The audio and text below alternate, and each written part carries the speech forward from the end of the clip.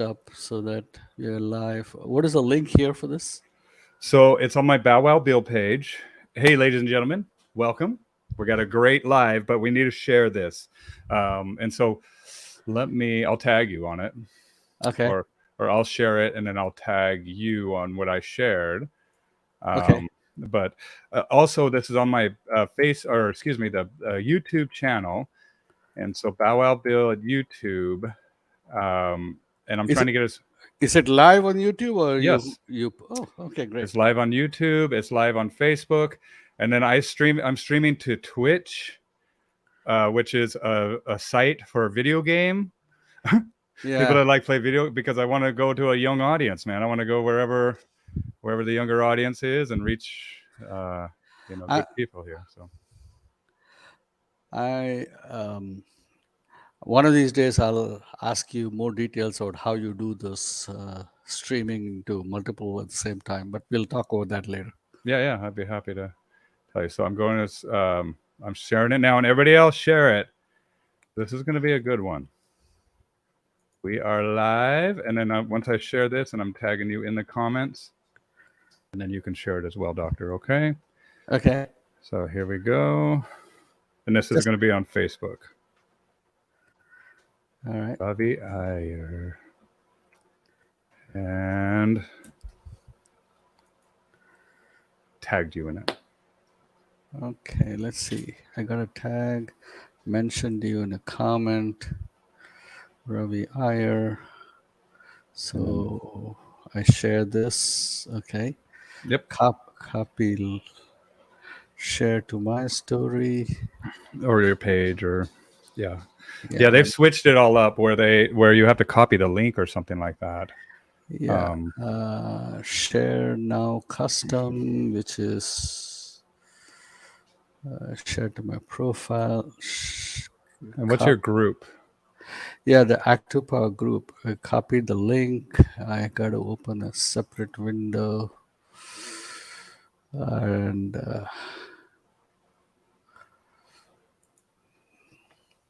Canine Paradigm. Ooh, maybe I'll share. I'm going to share it to there. we Whatever. are My friends that are Flow podcasters. live now Yes. with Bow Wow Bill or Bill Church. Bill Church.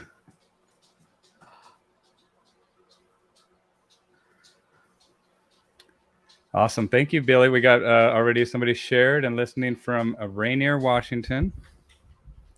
Made local. And I was actually chatting about you earlier on Clubhouse on this conversation that we're going to have. And we're a little early, folks, because I wanted to come live with Ravi first to make sure that we could go live. But just to talk to this amazing individual and discuss about some of his observations, not just as a dog trainer, but just as somebody experiencing life. And he is a physician, he is a doctor.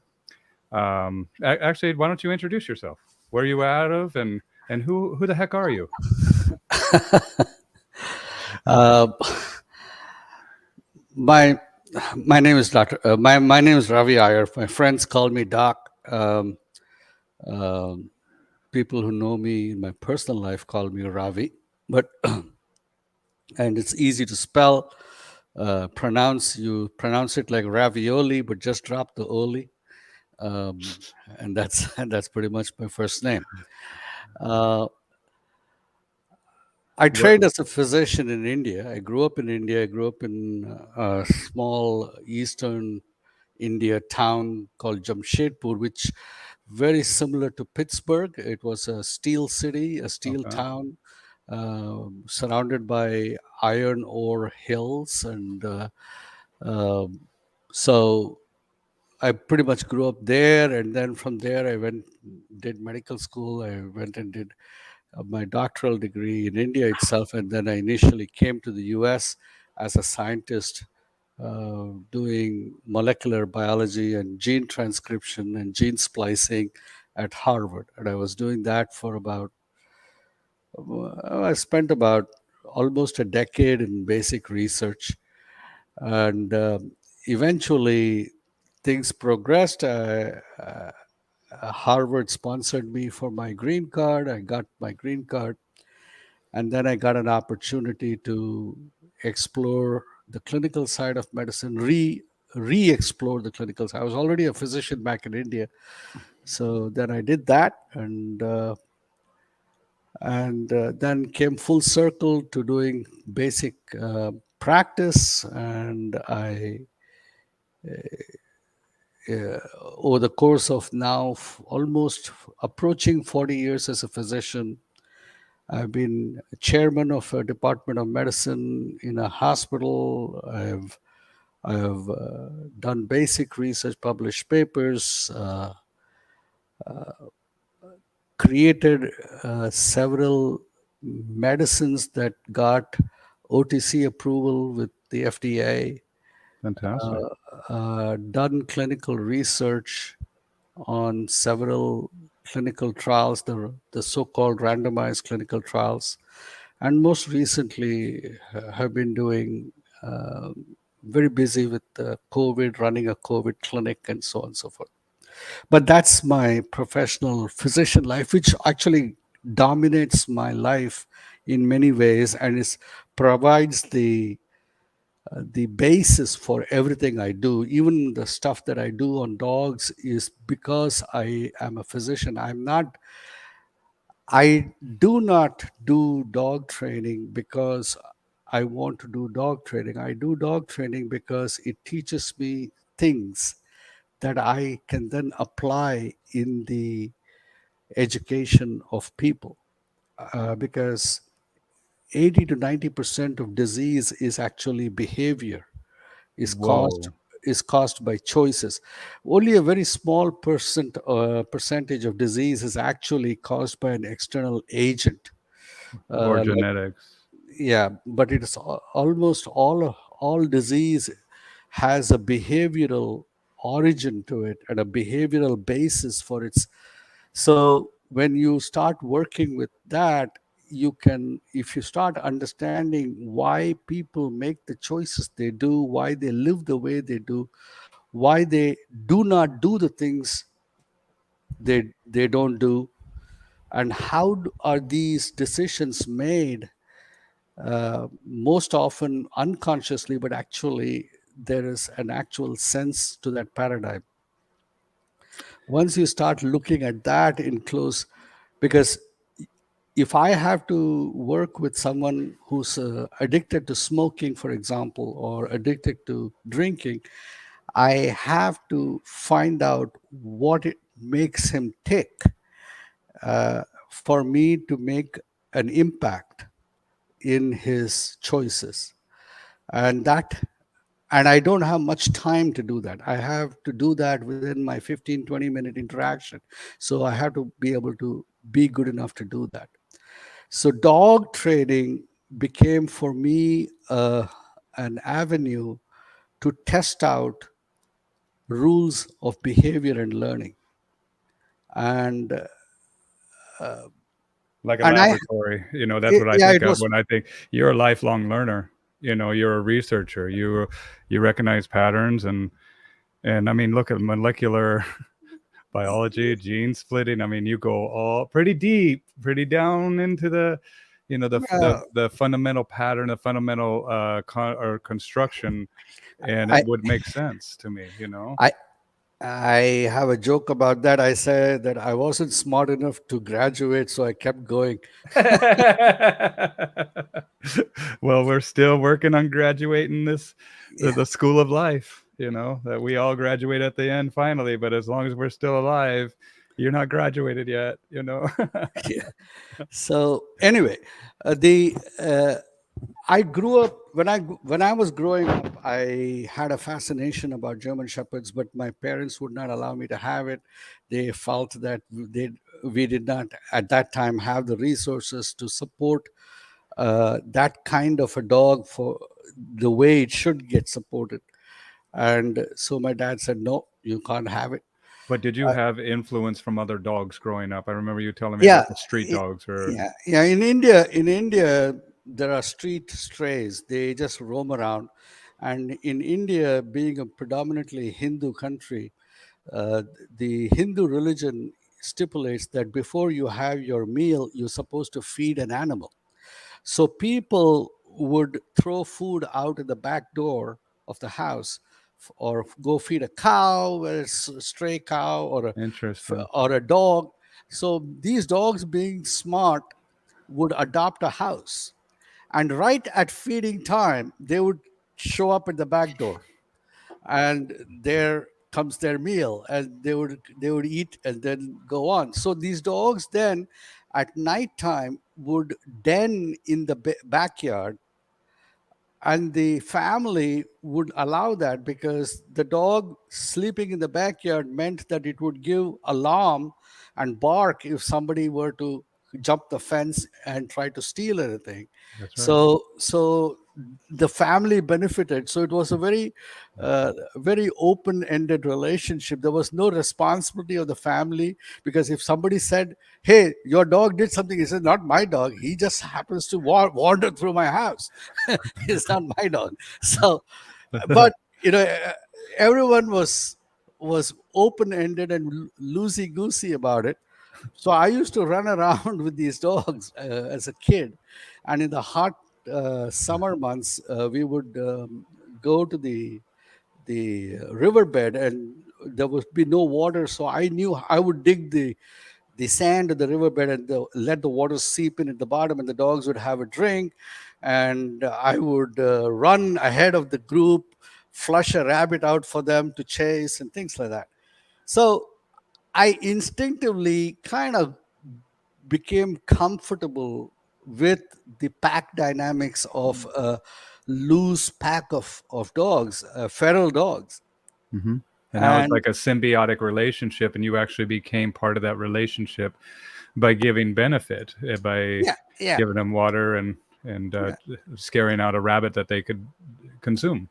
Yeah, well, they seldom caught it, but it was fun for them to Oh, chase.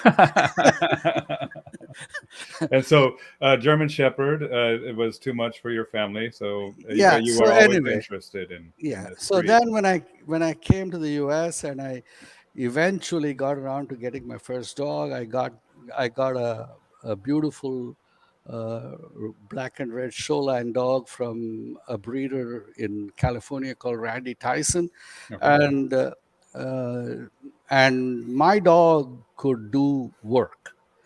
I trained that dog from puppy to Schutzen 3 9 times before he passed away, Oh, and competed in 2 regional championships, uh, qualified and participated in the national championships, um, earned a whole bunch of titles, Sega shows, all that stuff that everyone did, but I did it with my first ever dog in my life, and I how had did you get into Schitzen? What did you just see it?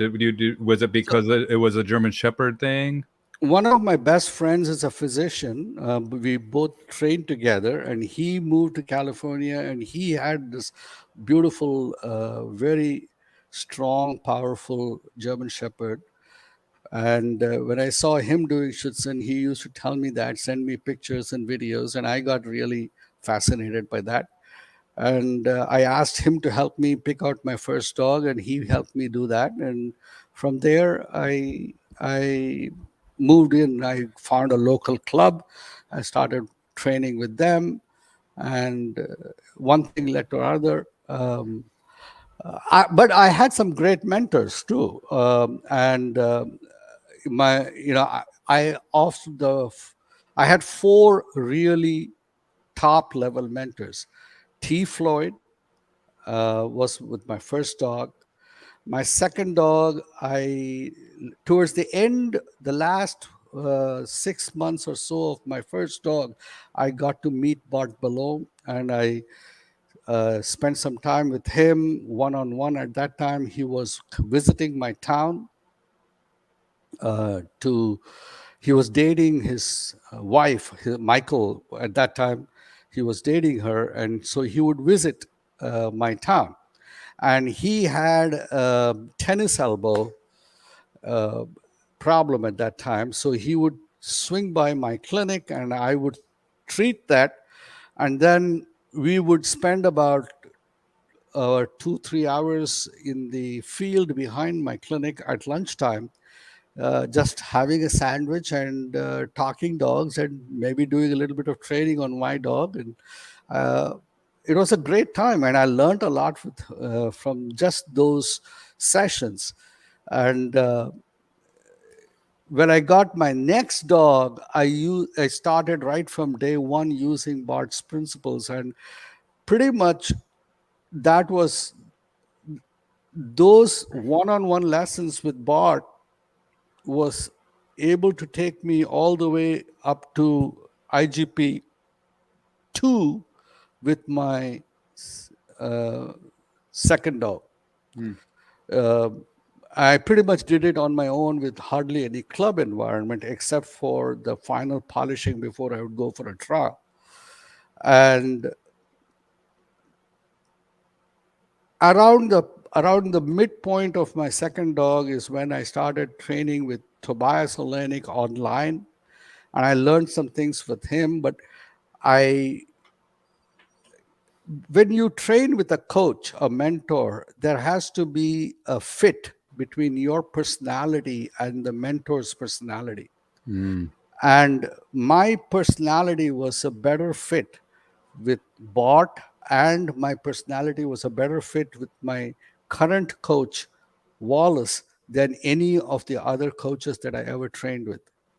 So even though I have a great amount of respect, and I really respect all my four coaches, T. Floyd, Bart Malone, Tobias, and Wallace, the bulk of my current attitude to training borrows heavily from the learnings that I had with Bart and with Wallace.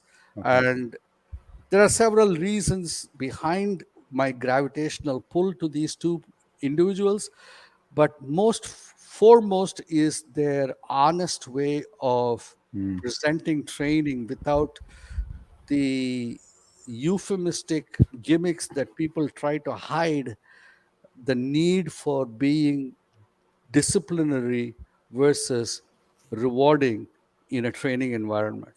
Comfort versus discomfort.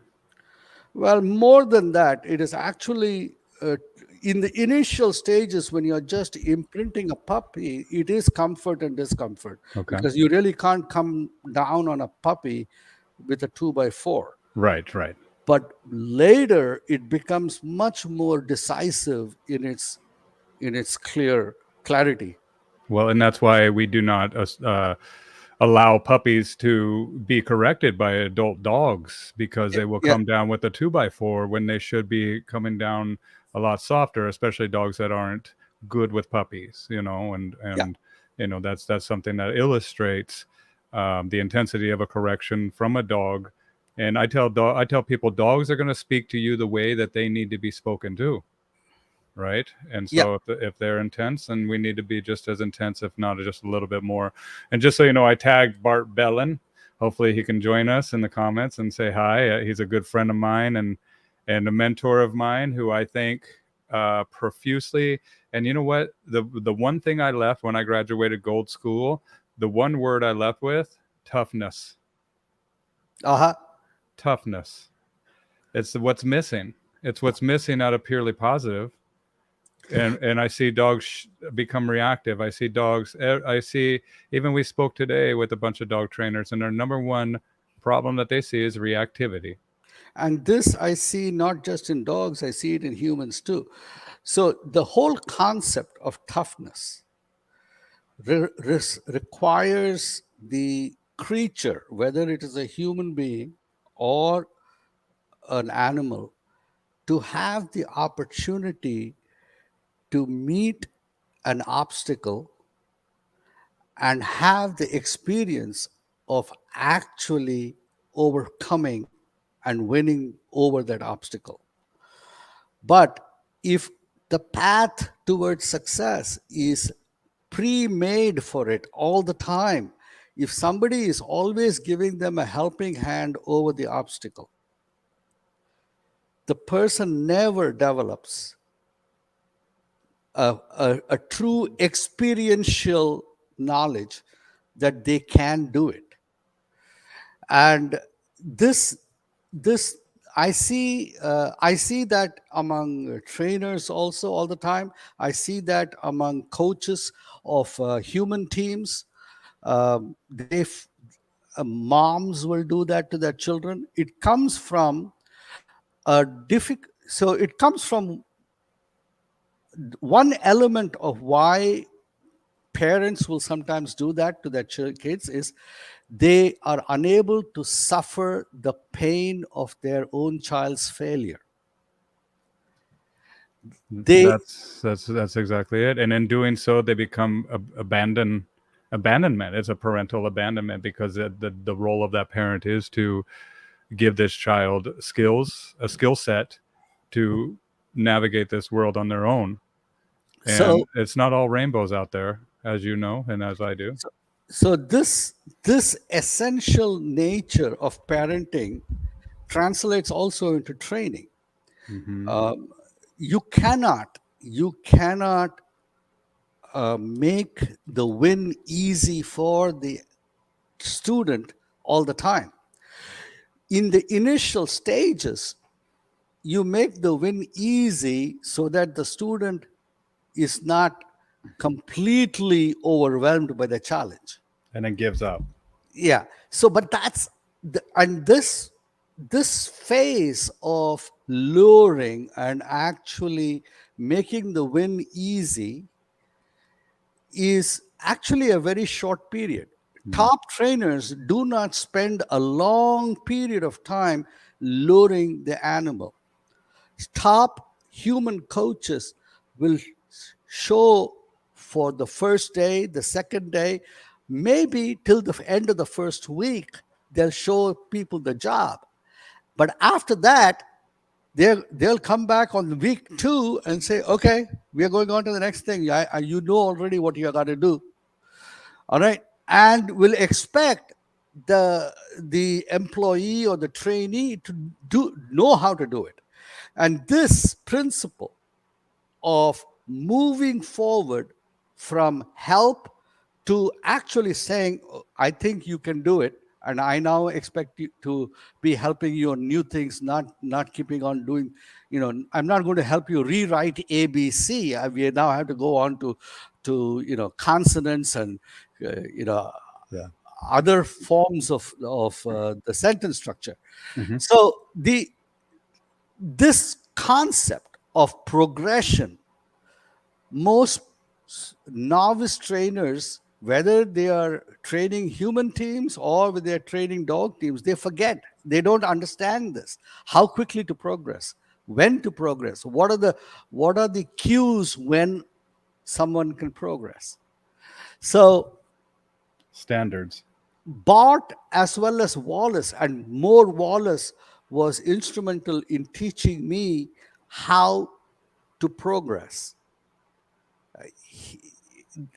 Wallace is phenomenal in knowing how to progress, and he hardly ever spends much time. And with working with him, I could learn that very quickly. Mm. See, the other thing that I learned and I formed, and as the years went by, I started acquiring my own idea of how learning happens. And a lot of people think that I do dog training because I want to go and compete in trials and championships. Actually, the championship part of dog training is the least interesting part for me. It's your behavior laboratory. The the value for me, the reason why I get up in the morning, I take my dog in my truck all the way to the office, I see patients, and then grab a quick training session with him at lunchtime, grab a quick training session with him just before I drive back home. The reason why I do that every day, rain or shine, is because those training sessions make me a better physician with the patient. See, A lot of people, I go on my website or on my Facebook page and I post my training sessions, or I post how I train my dog or what I do, or I talk about it. And there are all these top level trainers, champions who win big podium competitions, and they probably are sitting there and saying, what is this guy talking about? What has he done? I haven't won a single championship in my life, ever. But guess what? Everyone who has won a championship only won with one dog or two dogs or five dogs. They, oh,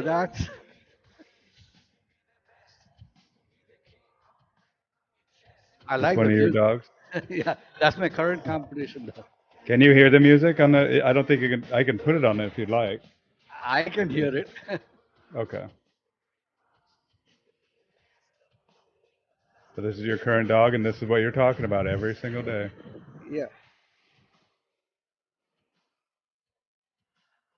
yeah. Attaboy. So what I do is how that dog learns, what motivates him, are lessons that I actually use when I see a patient with PTSD or with stress disorders or habit addiction. And this is the real reason why I train. And so somebody told me, actually, somebody really said this to me. He said, why do you talk so much? You have not done anything. I says, no, I have. You only won a championship. You only won a trophy. I used that knowledge and I saved 10 people's lives. So that's my trophy. You can have all those trophies. I have a lot of respect for you. Eventually, if I travel to enough trials and spend enough time on the road, I might even get one of those. But I don't have time for that. I got too many lives to save. And dog training teaches me that. That's wild. And there's more things to life than dogs. That's what I tell people. And even the last year, I was fortunate enough that I could take it off to just be with my wife while she healed from cancer.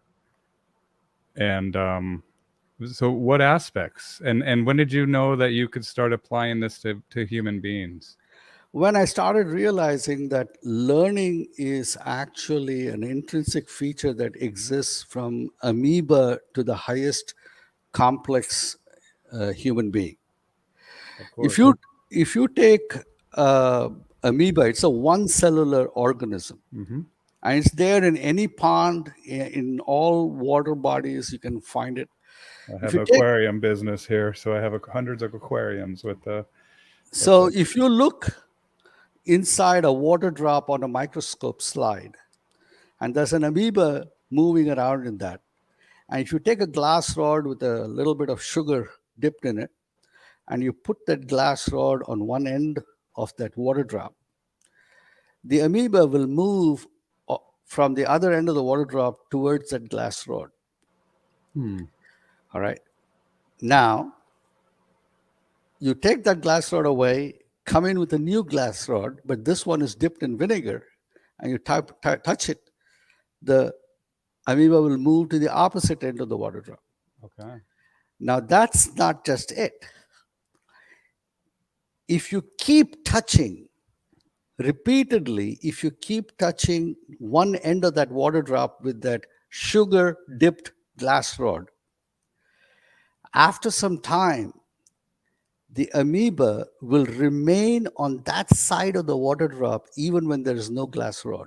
The amoeba remembers that that is where it got something favorable. Look, here's an amoeba right here. We can show people what we're talking about. So this amoeba, and this is how they eat. Yeah, phagocytosis. Um, they, Phagocytosis. yeah, And so it just basically surrounds and it. it engulfs it, and then that's it, and then it absorbs it inside it. Do you know what, doctor? I watch these fish and I attribute them so much to dogs, like the behavior, the possessiveness, the territorial aspects of them. You know, it's wild that you're talking about amoebas here and learning behavior, right? And that's basically, I mean, that's life in a nutshell, So when I right? understood that, suddenly it was actually almost like an epiphany, because I suddenly realized that there are actually only a few basic simple rules that all creatures use to negotiate their life, to live their life. Hmm. And I then wrote them down into a few principles. I actually was six of them, but the first is, the prime principle is that of self perpetuation and self propagation. Okay. All creatures will always work to Project the propagate essence into the future. themselves, or whatever it considers as itself, and will seek to negate or diminish or destroy whatever it considers as not itself. So, this principle of self preservation, self propagation, and simultaneously non self negation and non self destruction is intrinsic to sentient life, whether it is at the level of an amoeba or at a human being. So, and it is the foundation of all behavior, where we choose to embrace those things that we consider as ourselves, and negate and shun or diminish or destroy those things that we don't consider as ourselves.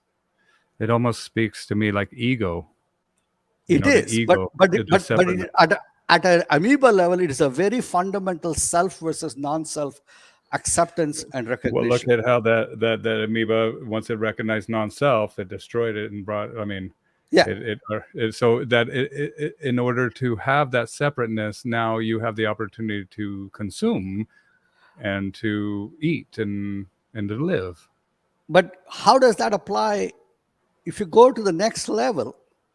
For you to do that, you are now nature has given all creatures certain tools, Mm-hmm. and the first tool is memory. Okay. So what nature has done is, and I'll actually pull up a little document I wrote. uh, the first thing it does is, Do you want me to nature. show this? Do you want me to show the document you sent me? Oh yeah, you, if you Okay. have it, yeah, if you I'll see have if it. I can here. Let me. I sent you as a Um, picture.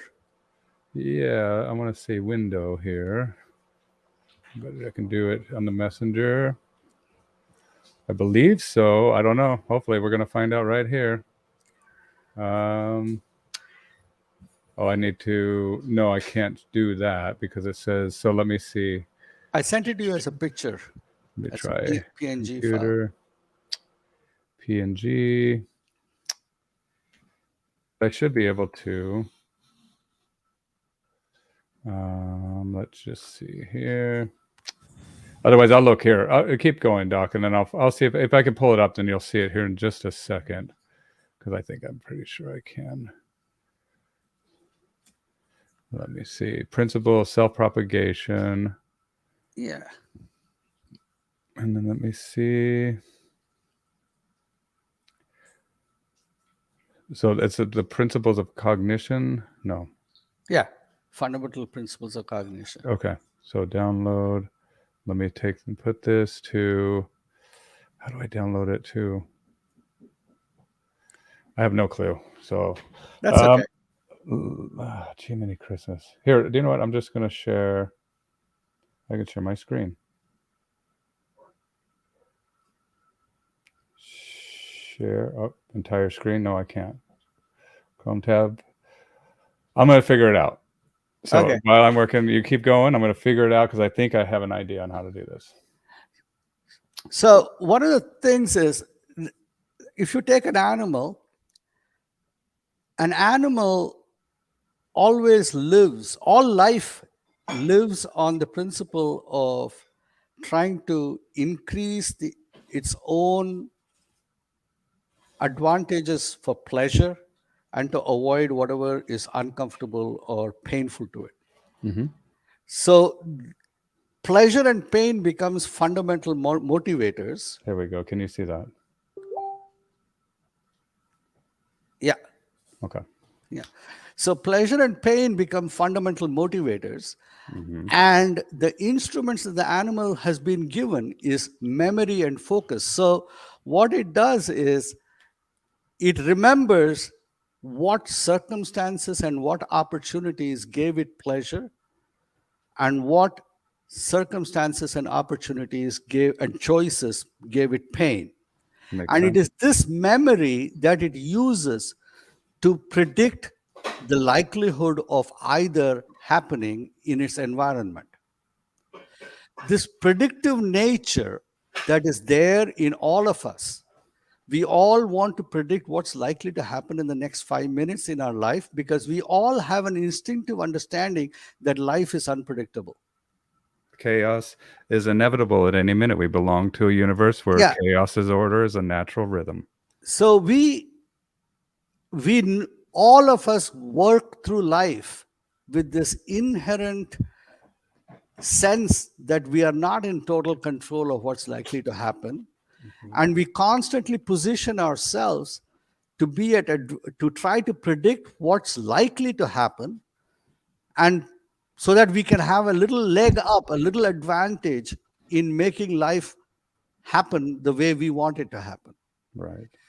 in Based on pleasure, because that's pleasure what we want, right? We don't and want the pain and the avoidance of pain. and avoidance of pain. Yes.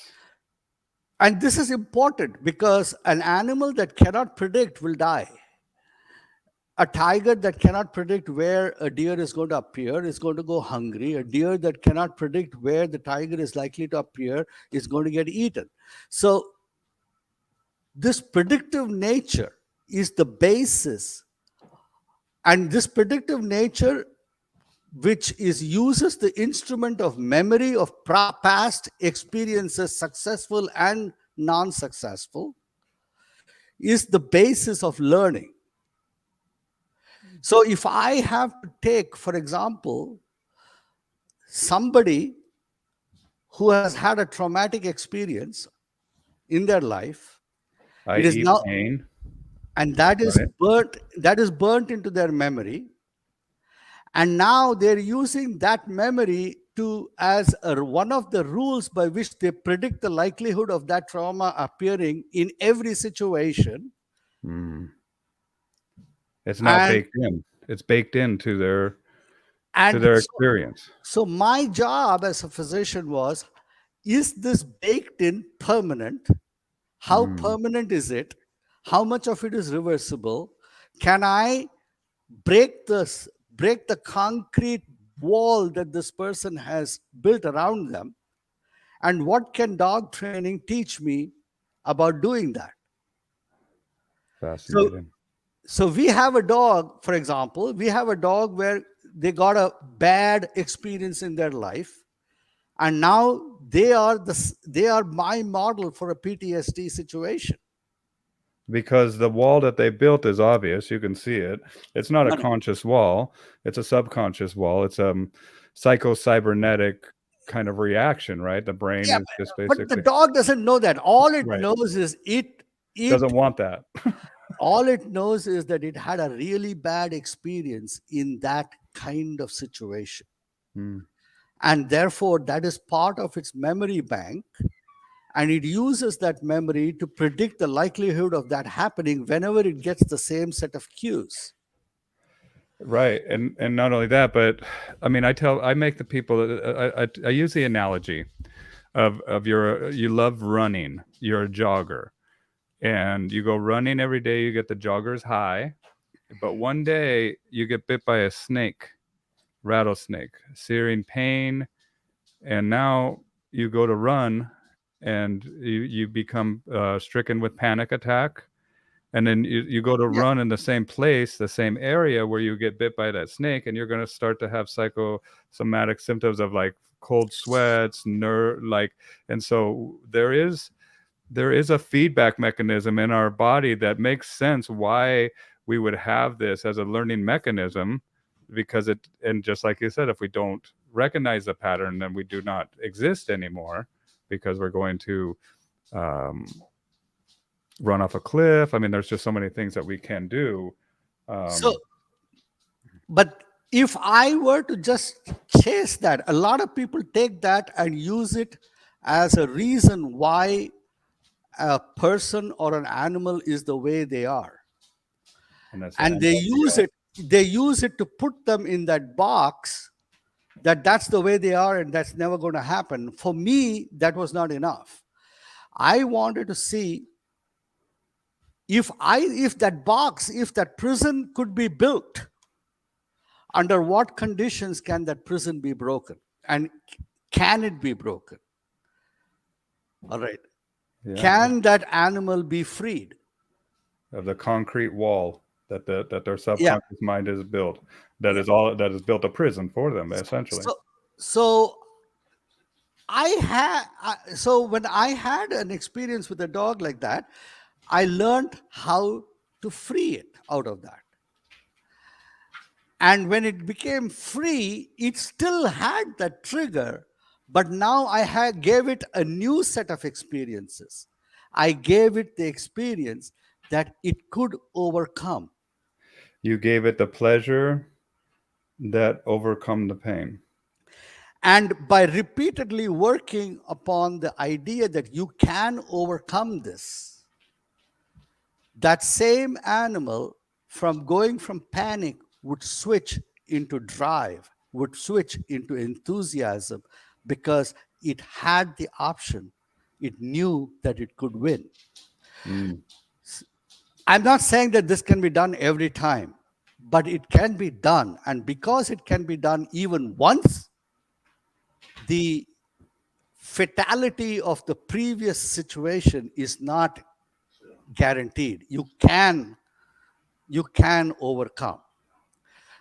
There are, but that brought me to the next point, and that is, both pain and pleasure are motivators.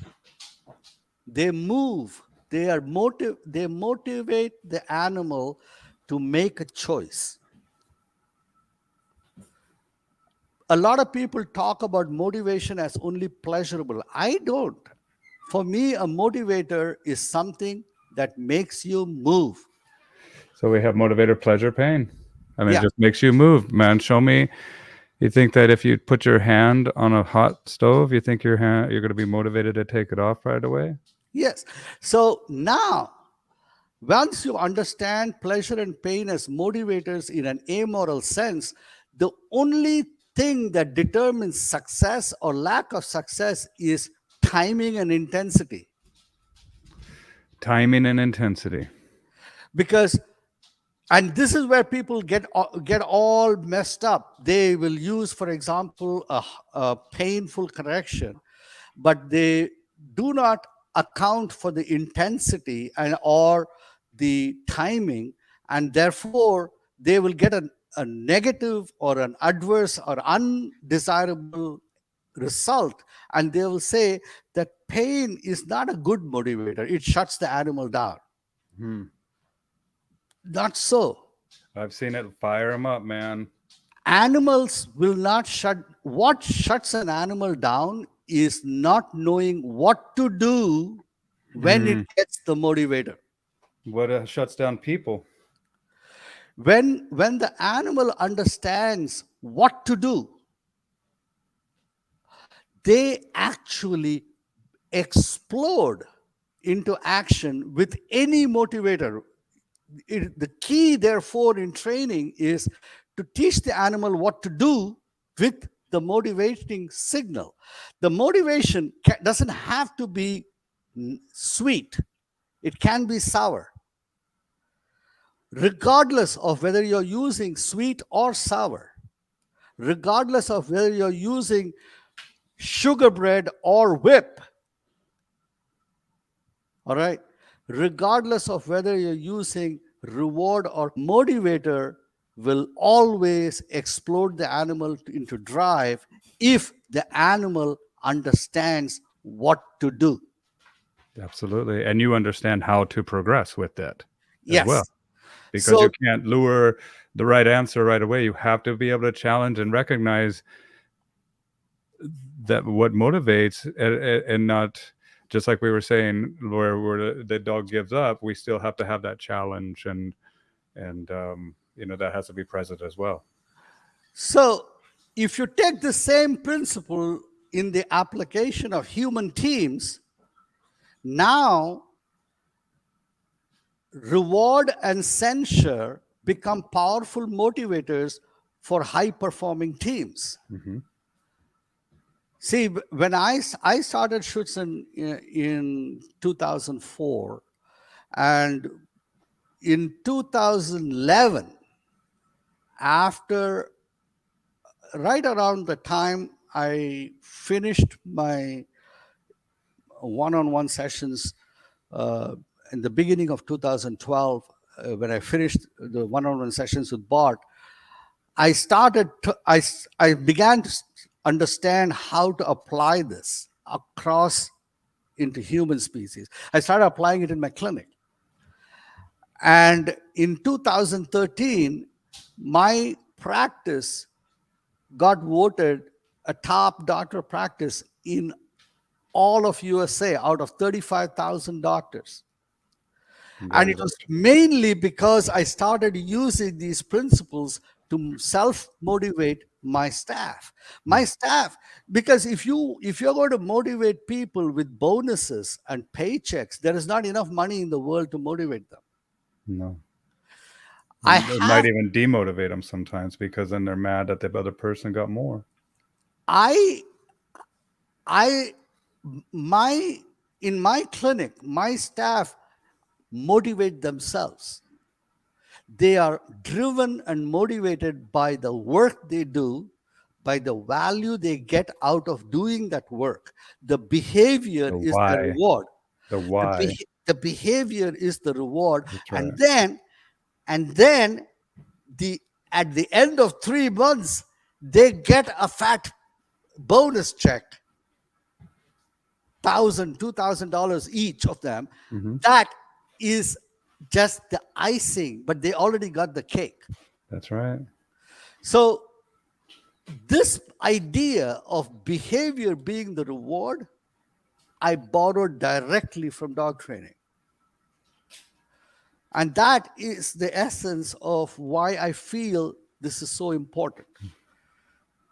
And in fact, if for me, IGP or Schutzen, greatest value is, it is, in my opinion, it is the best MBA program that anyone can do, Wow. because you learn how to lead, you learn how to teach, you learn how to motivate people, you learn how to discipline and hold people accountable in a way that empowers them. And that is in line with exactly whatever I do in my life. My life is all about only one thing: how do I empower people, and whoever I come in touch with, how do I empower them to be the best manifest version that they can possibly be? Mm. And that I do in my clinic, and anything I do in my dog training is only on that purpose. How do people start that process? You start with love. I love that, man. I agree fully. Absolutely. You know what? And I was saying that, do you ever meditate, or have you looked into meditation at all? Like, I'm a big fan of Joe Dispenza. Do you know Dr. Joe? No, but I do meditate. I'm a huge meditator, man. And one of the things, and I ask people, to, whenever you're in the quantum or in the nothing or out there or whatever, become uh, in the energetic realm, I ask people to acknowledge source, like acknowledge it. And a lot of times what I have felt is that love, and the love coming into me, man, in a way that is so profoundly um, powerful. But the thing is that oxytocin, which is what we call a love chemical, right? When they did experiments where they gave people the love chemical, what the number one side effect that they found when somebody got even the lowest doses of oxytocin Hmm. was forgiveness.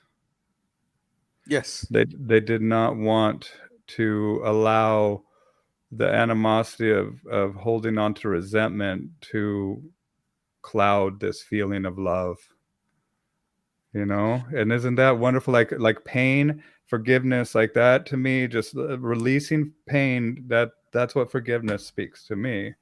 So this is kind of making sense. But love, we start with love. People think that love is gentle. Love is actually can be very, very tough. Mm. Real deep soul empowering love is hard. It is not soft. Mm. The, so I mean, there people think that there's just love, and so this is my where I get into like into philosophy, right?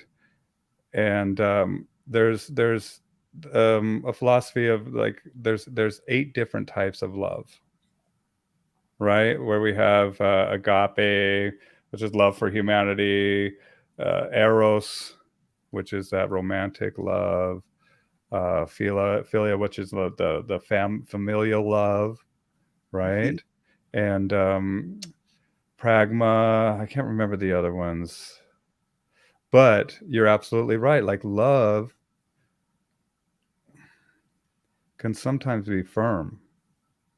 Love, you know what I say, like doing what's right doesn't always feel good, right? And some people think that love needs to always feel good. And I think that that's where we kind of got off into the ditch with a lot of this behavior, um, relationship building stuff, is that people just don't value the discomfort that sometimes comes with this. Uh, if I were to explain that, see, I love my dogs, but I'm loving them even when I am kicking their butt. The reason for that is my love is not to make them feel good. My love is to make them the best specimens that can possibly live in this artificial hybrid pack structure that Mm, they have to live in. You see, if they were wild animals just roaming free as feral dogs in the African bush, they would have a different rule structure. dang right. And it would be brutal. And yeah, but they will have a different kind of rule structure. They will be held accountable by different forces to live according to different rules and win and lose and succeed and die by different uh, parameters. But that is not their world. They are living in a hybrid world. They're living in a world whose rules are dictated not by them, but they have to conform with the rules that are dictated by a whole bunch of humans. Mm. And, you know, people talk about, oh, uh, you're being hard on a dog or hard on an animal. But if I, a few weeks ago, Will Smith charged on to the stage. Oh my goodness, yes. Yeah, and he smacked Chris Rock in his face. All right, and the consequence for Will Smith was a punishment of a fine and banning from the Academy Awards for 10 years. If my dog had jumped up on the stage and bit, not savaged, bit, a little nip, just the equivalent in violence of Will Smith's smack, the punishment for my dog would have been euthanasia, right? Yeah. So the rules are not the same. So for people who say that I am going to treat my dog as if it's a human, you don't. You if the dog exerts its predator behavior upon you, you come down with a capital punishment on the dog. You don't come down with, you are going sent off to remedial school for 10 years. You don't come down. So when that is the rules in which my dog has to live, I have a responsibility to teach it and to hold it accountable as to how it has to conduct itself. And for that, I need to use certain tools which may not be the most comfortable, but they are always empowering and they are always being used with the idea of their maximal well-being in place. Yes. The total well-being, not the fractional well-being of this moment. Just like my mom would not consider the fractional well-being of my buttock at any single moment if I chose to run after a ball into the street in the middle of Mhm. traffic. But in my total well being, she is completely empowering. Yes. In the fractional well being, she is totally disempowering. So that is what people who, what I call the PTA moralistic police who sit out there who have no relationship with your dog, but every opinion about your dog, Yes. they have no business coming into my relationship with my dog. Well, a lot of times they're a walking contradiction because I want to meet their dog and I want to see that they know what they're talking about. And I see their dog is just reactive, crazy. And what I tell people is, for instance, I had somebody out here in the country, their dog was chasing this dump truck. And I said, I'd much rather correct your dog than have that dump truck correct your dog. Correct. And that's basically what it boils down to. Either that dump truck's going to correct that dog for this behavior one day and probably kill the dog, Hmm. or I'm going to provide a correction that's going to show the dog contrast and make them think twice in that moment. And when they do think twice, the reward is them being free and just having their experience. But there's certain behaviors that need to be addressed because there are human contraptions that essentially physics, it just boils down to sheer physics and this dog not understanding that if they step in front of this truck, the dog, even though the dog's having a fear or response or something that is perfectly natural, the dog needs to be shown that's not a good idea, man. I mean, that basically is all I do in my training. And the other thing the evolution of my own learning was that initially I used to focus on making the dog play with a toy and have the toy as the reward. Increasingly now I focus on making the dog have me as the reward. So one of the things, for example, my current dog, I taught it was the toy that it gets from me. It is the there's only one place in the entire planet that it has maximum opportunity to enjoy it without problem, without interference. Mm. And that is if he brings the toy and jumps into my lap. If he brings the toy and jumps into my arms, I will never take the toy away from his mouth. I'm reading, and So that's what learned. The dog learns. so this becomes my safe spot for him. Yeah. Every other place he'll be able to play with the toy for some point, and at some point I'll say, drop it, go, take it out.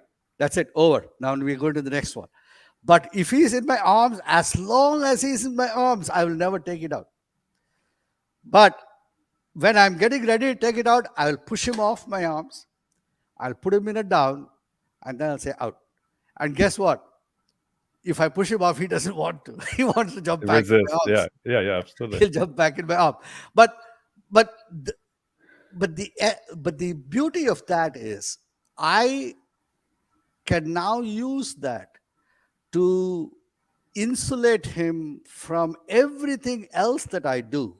And in this manner, I make him resilient to corrections. So he can get a correction there and then he gets a reward, but it's all wiped out. There's nothing personal because he jumps back in my arms and he's in the safe space. So my corrections is not something that he's holding on. Oh, my, my master is mad at me. No, it's not. You did something, you got something for that. Now you're back here. Somebody is here. Hi, Ravi. Yeah. That's Adrian says, "Hi, Bill. Hi, Ravi." Oh yeah. Oh, hi. Well, and I was reading that what you sent me as well too. And I think that not just, and I want to talk to you too about some of the medical discoveries that you've made on supplementations and these over-the-counter stuff that you've gotten. We'll do that in another one. Okay, I want to do another live stream where we talk about health, um, molecular biology, these supplements, all this stuff that you've invented and brought to the market. But I think that I want to address just some cliches and some things that people, some misnomers about dogs, right? Okay.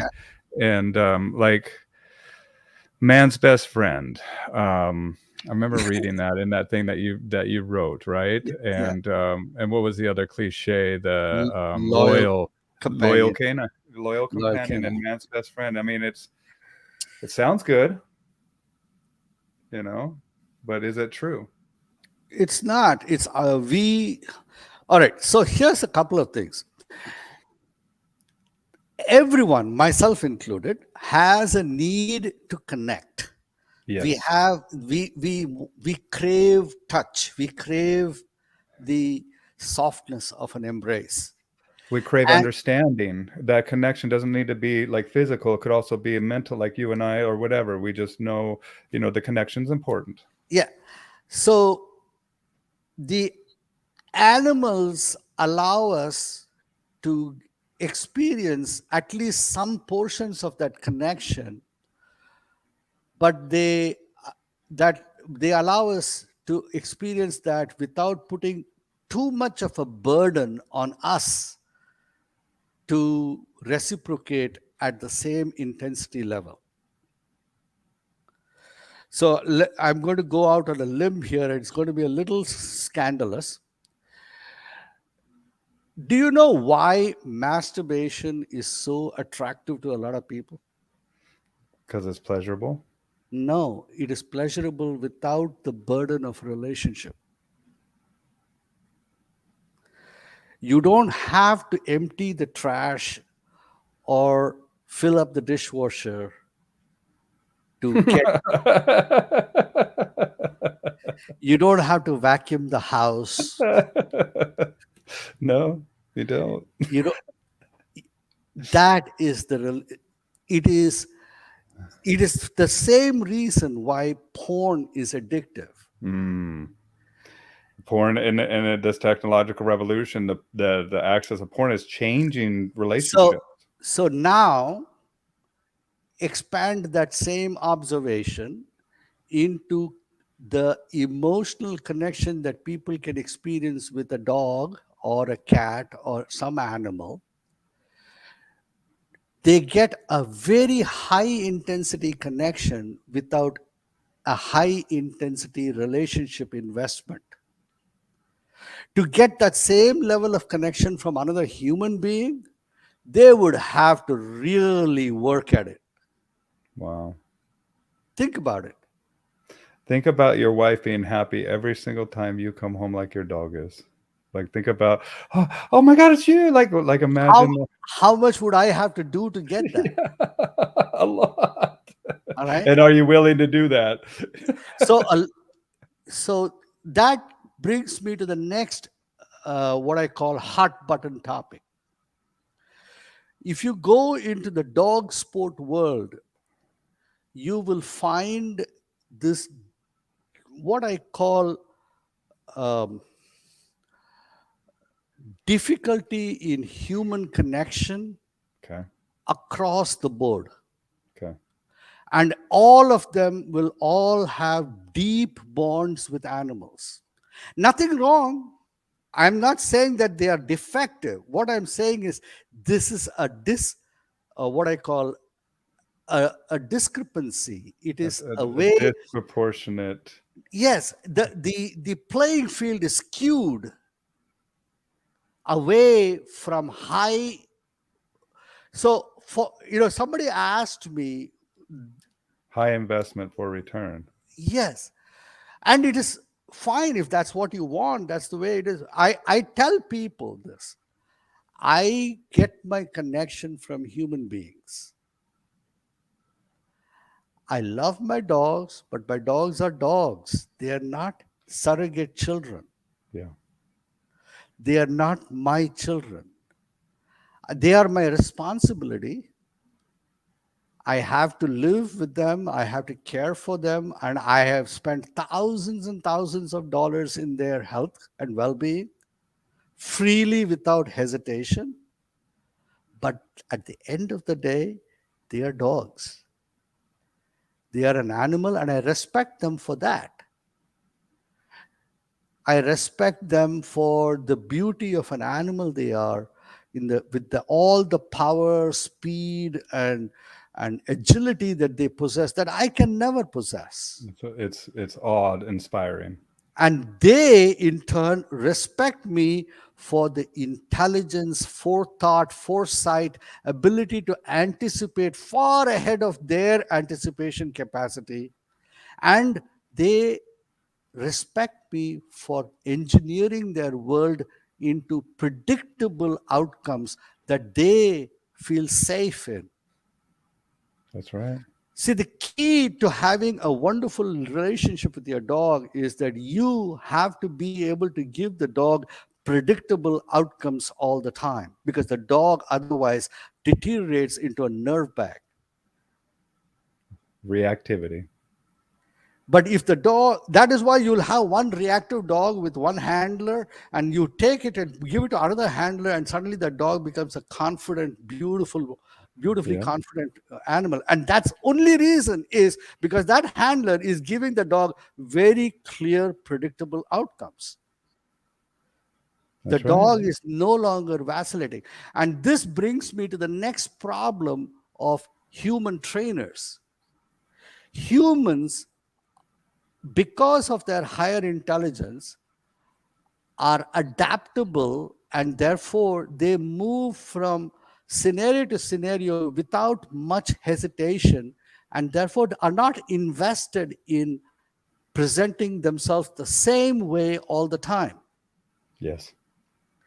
And because they are not invested in that, the animal beside them finds them very difficult to read, because the guy is not the same. Yeah. You have masks. We call them masks, right? You wear a mask or a hat, my worker hat, my interviewer hat right now. My dogs, they know that I'm going to be sitting here and talking to this. top trainers top trainers are extremely good at presenting very narrow bandwidth predictable scenarios for their dogs. Hmm. They master that skill. and therefore their dogs are super confident.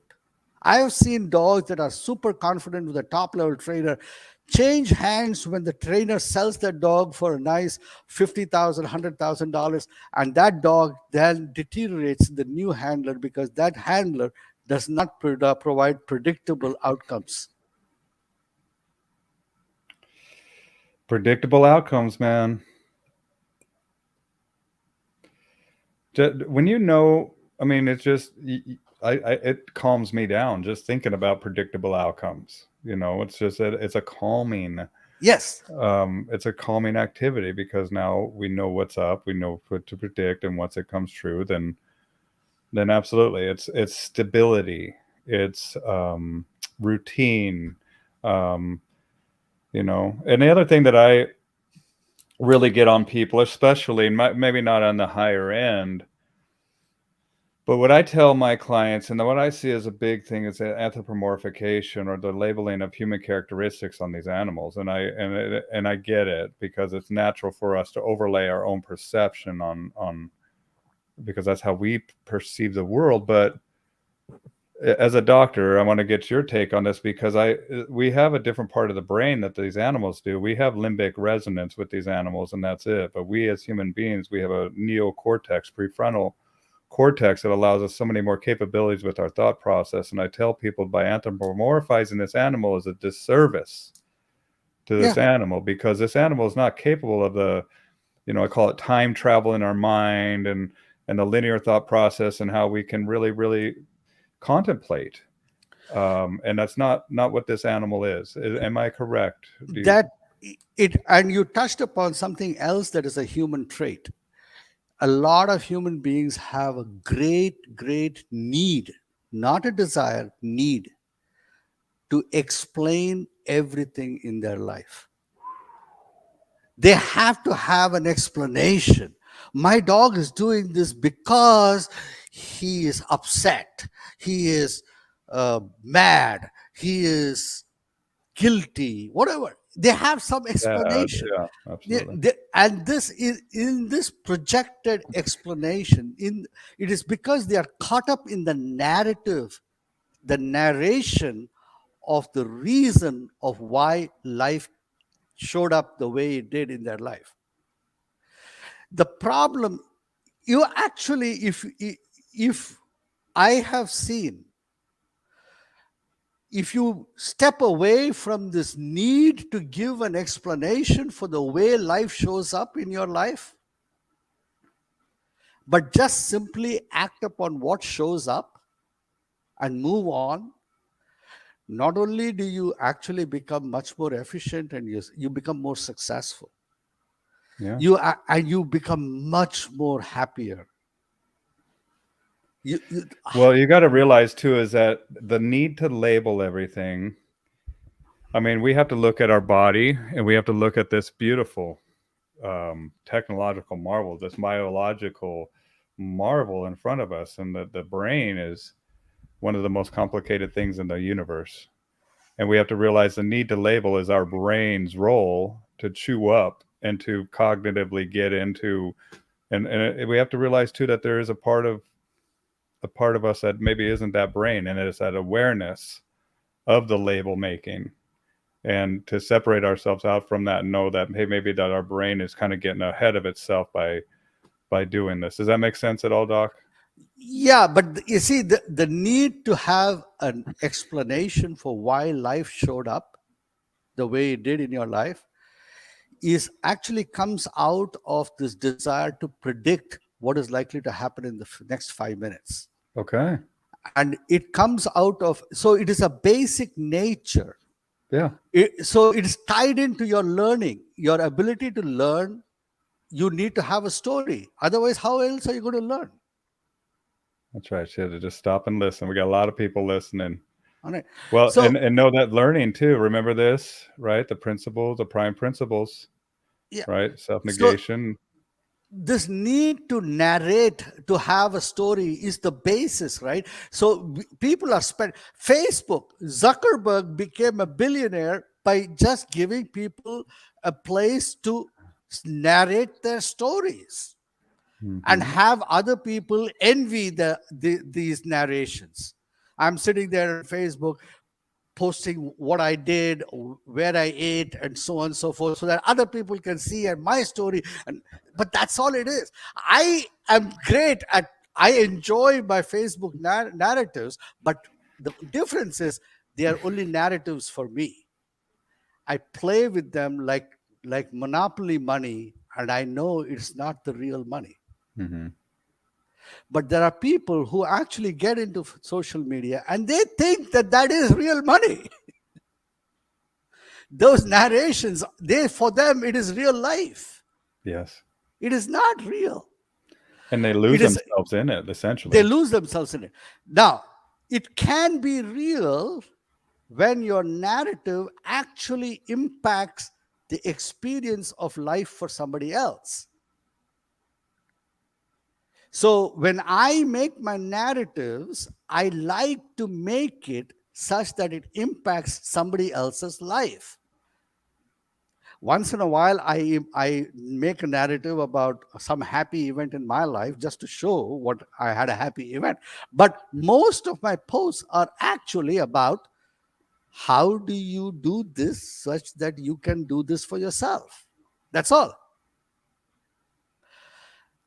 My posts are listened to people of two categories: people who look at that and say, hey, this is something cool that I can use. Some other people who look at my post and say, hey, looks cool, but damn it, who is this guy to be so cool about?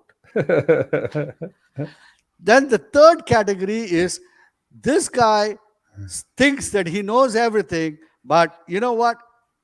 Bullshit. He is no good. What do you think those third categories? You think they got some unresolved trauma or anything, or do you It doesn't matter. That's a just narrative okay? that is not, I don't want to get into. You It's not don't. Yeah. mine. So but what I'm saying is the first person narrative is the only person I'm interested in. The other two are bystander, what I call bycatch. Okay. They are not the tuna that I'm fishing for. They are bycatch. And see, the You're one looking for people that are going to take this advice and use it to empower themselves exactly instead of because wondering who the hell you are, and then instead of like wondering about your motives, they're actually, instead of the ad hominem, attacking the man, they actually just look at the information and how they can apply it to their own life. exactly. The other thing is the one thing I have, a, I'm very big about is honesty.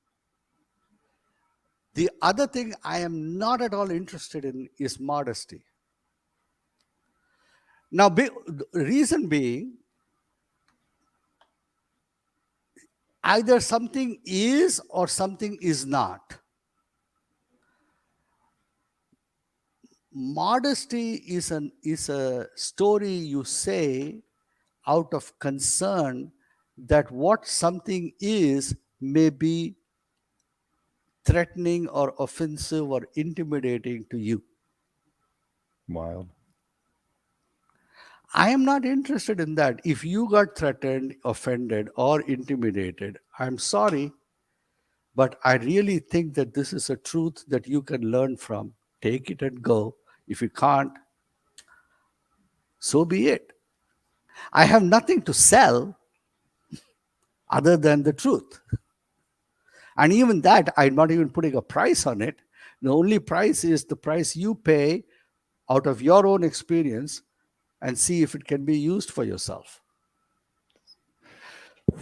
Well, see if it can be applied, and then also look at your reaction too. I mean, I tell people, I mean, but you're absolutely right. This isn't the tune I'm looking for.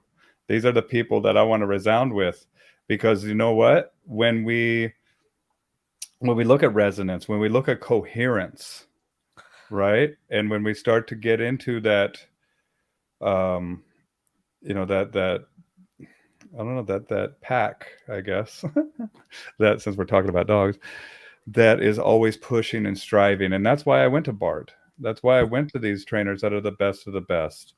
I actually want to go and meet from the or learn from this Wallace. Oh, Wallace is a Yeah, I want to talk to you a little bit more about that, and maybe Wallace is a, Wallace and I, we've now been associated for 6 years now, and over the 6 years, I I'm deeply privileged to say that he's a he's a good close friend.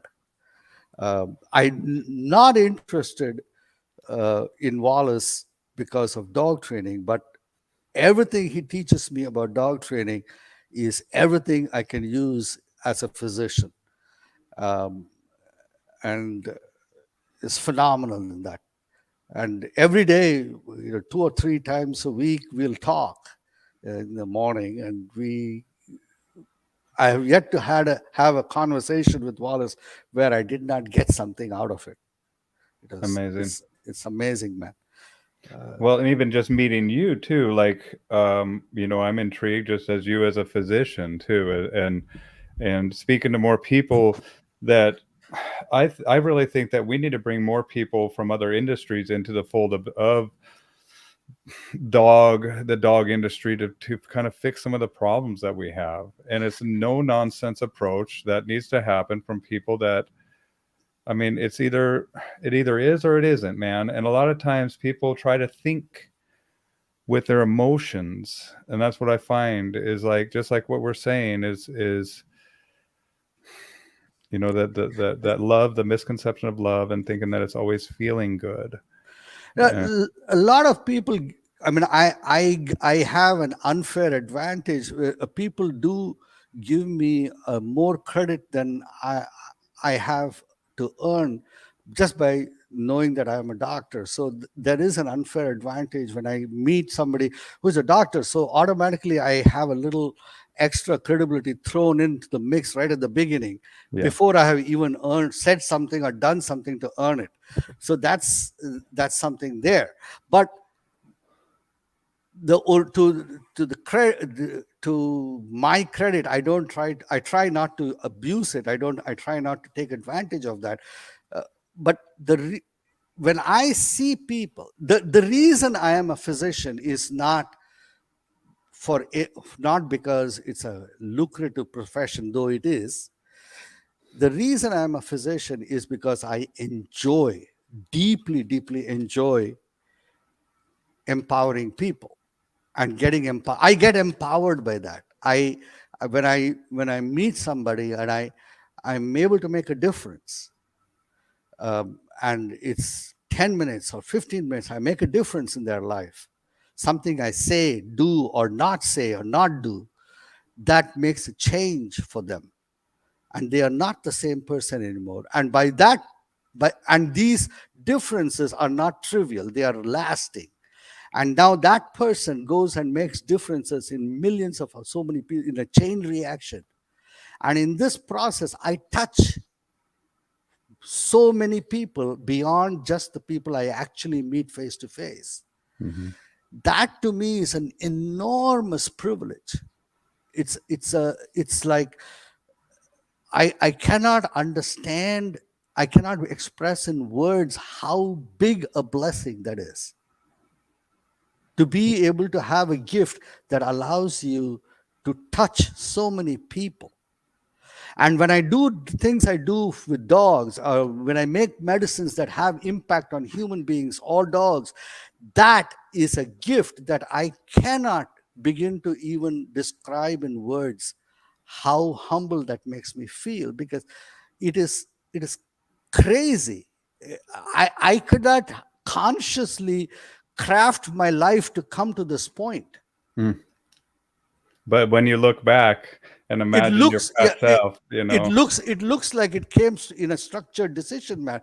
It actually evolved, but the fact, looking back, you know, I a couple of months ago, I had a wake up call from a health point of view that made me focus on gaining back some ground in my health that I had taken for granted. Okay. And my labs just came back yesterday, and I have made some huge improvements, which is so Awesome. gratifying.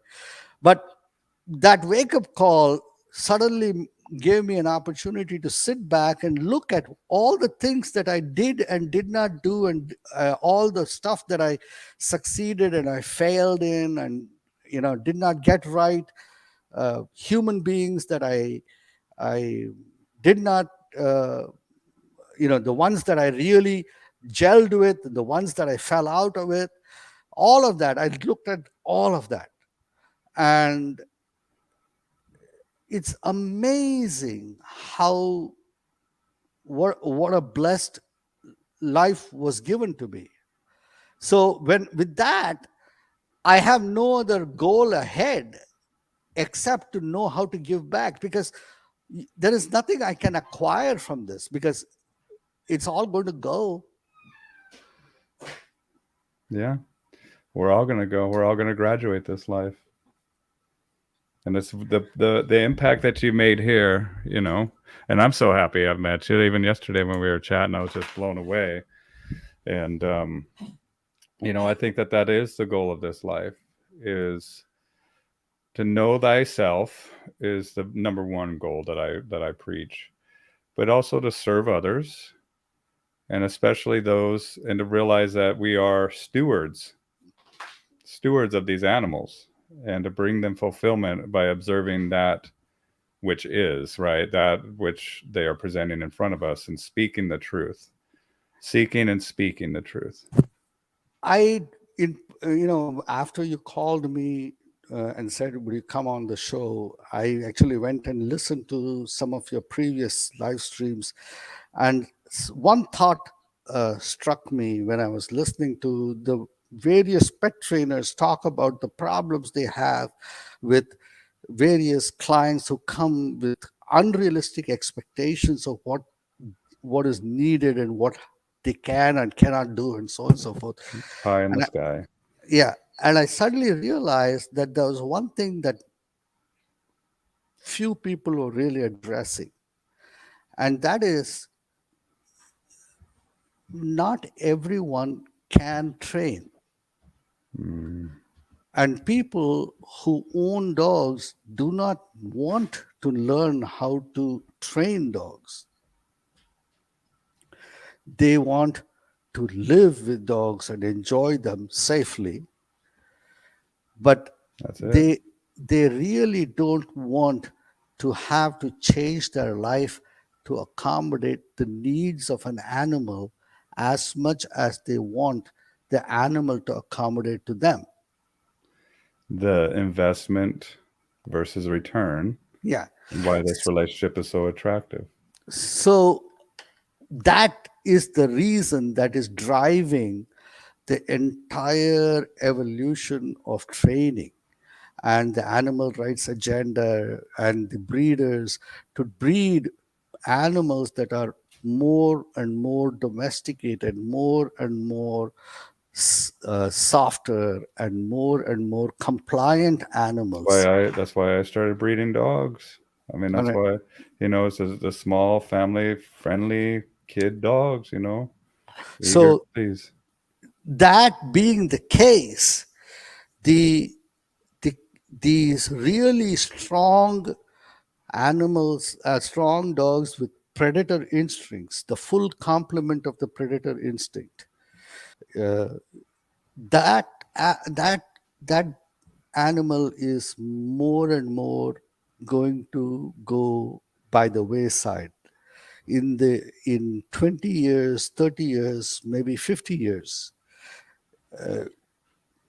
as society moves towards a more compliant and less accountable uh, structure. You are going to not have these strong dogs that bring so much joy to me and to some of my friends. But I am very clear in my mind that my children will not be able to remember beyond the memory that their dad had such a wonderful dog. I don't know where those dogs are these days. That's how it's going to be. Um, Well, and even the generations before us. than the Yeah. dogs that have been lost till today. I mean, we even look at the differences in the evolution and the breeds, and I would have to agree. I mean, there's in some aspects there's an intensity that's desired, but